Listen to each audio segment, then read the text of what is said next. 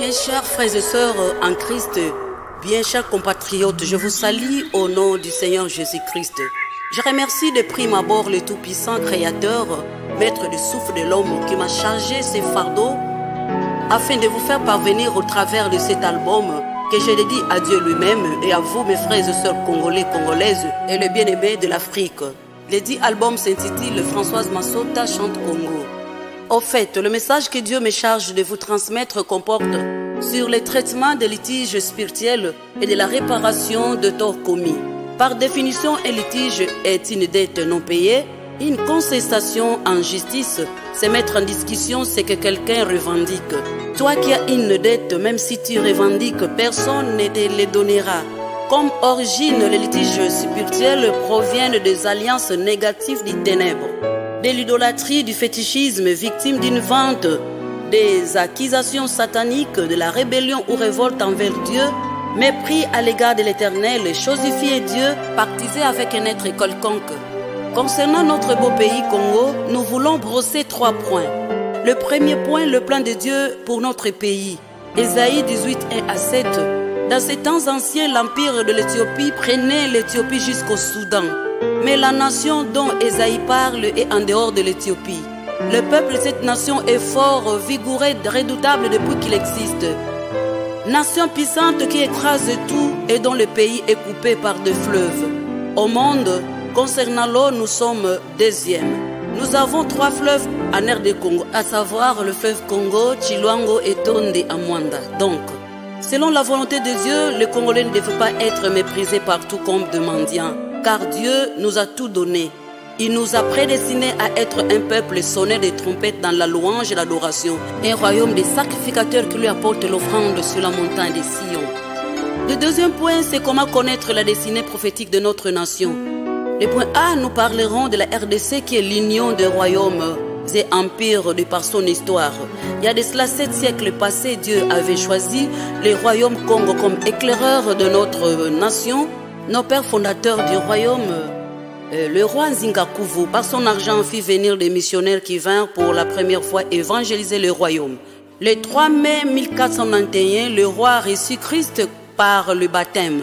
3 mois après, sa femme et ses enfants et toute la cour royale reçurent Christ comme Seigneur et Sauveur. L'alliance divine fut conclue. Alors son fils Alfonso devint roi. Il envoya son fils aux études à Rome pour devenir prêtre. Ces derniers reçut avec succès. Le pape Alexandre VI le consacra évêque.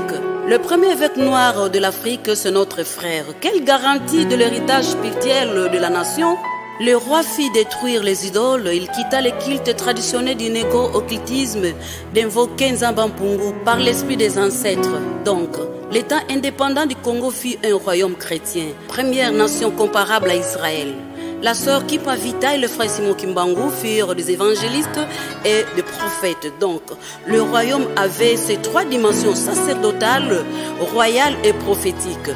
Nos pères ont connu Dieu, mais après leur mort, nous avons tourné les dos à Dieu pour servir de nouveau les idoles, les totems, les divinités de chaque tribu, ethnie, clan, famille et individuel. Comme conséquence, bien-aimés, les fondements du Congo qui bâti sur le Christ Jésus, le rocher, Ésaïe 28, 16, fit renverser. C'est la désolation. La deuxième chose, la vente des esclaves de 1550 à 1880 durant 3 siècles. Bakoko bateki mabele na biso na Stanley signé plus de 500 traités en échange à Munduki, Mungwa, Loso, Bilamba, Masanga, Nambeli. Toka mwate pourquoi Kongola lingaka kitendi. A kotika bana balia loso mafuta ya lata basipera lata bakolie alata babilamba ezokuteme ba $30,000 tokoka mwate pour ni Congolais azobina ta bapese mo lopele Thomson. Eza likambo molimo ebongo machete Munduki etika biso te. Stanley azuma bene na biso apesi yango na roi Léopold. Roi Léopold azu yango apesi na Belgique. Ti tozu lipanda me lipanda wana ebikanda. Bongo na molimo esengeli Congolais to telema to belela Yahweh, to telema to sambela. Poni tozomona, la malédiction nous suit partout. Nous suit partout où nous sommes. La terre est souillée par tout ce qui s'est passé, les abominations, la vente des esclaves, tout ce qui s'est passé, c'est que nous commettons jusqu'aujourd'hui, bien-aimés. La terre ne nous accepte pas, ne nous bénit pas, parce que la terre ne nous connaît pas. Osée 2, 23, 24, qui déclare que Dieu exaucera les cieux exaucera la terre, et la terre exaucera les blés. Mais la terre n'arrive pas à nous bénir parce que elle ne nous connaît pas. Elle obéit à ceux qui l'ont acheté. Pour nous, elle a produit des épines et des ronces à cause des abominations, l'immoralité sexuelle, l'idolâtrie, l'effusion du sang. Allez-y lire Lévitique 18 et à 25. Partout où nous allons, les Congolais est moins considérés, les gens méprisés, c'est la désolation. Le point 3, maintenant, c'est le traitement de ces litiges et réparations. Comment devons-nous traiter ces litiges? Des Chroniques 7-14. La Bible déclare que si mon peuple sur qui est invoqué mon nom s'humilie, prie et cherche ma face, et s'il se détourne de ses mauvaises voies, je l'exaucerai du haut des cieux, je lui pardonnerai son péché et je guérirai son pays.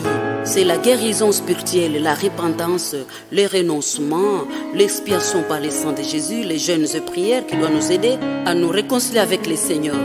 Le Seigneur nous demande également de payer les dîmes et les offrandes, les impôts de l'État à ne pas négliger. En cela qu'il nous exaucera, qu'il ouvrira son bon trésor pour faire tomber la pluie en son temps. Soyons obéissants au Seigneur, obéissons à nos pères de l'Église, à nos pères de la nation, à nos pères biologiques, et mettons tout ce que Dieu nous demande en œuvre et nous verrons la gloire du second temple apparaître. Agé chapitre 2 versets 6 à 9. Que Dieu bénisse les Congo. Merci.